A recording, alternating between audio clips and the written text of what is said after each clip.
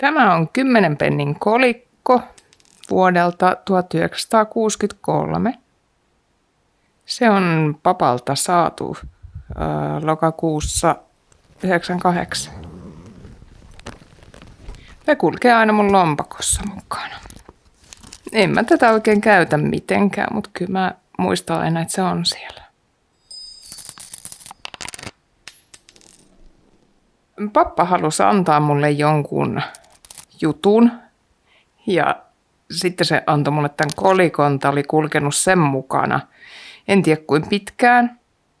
Se sanoi, että sillä on ollut se aina ja se halusi antaa sen mulle, että mä pidän sitä kans mukana.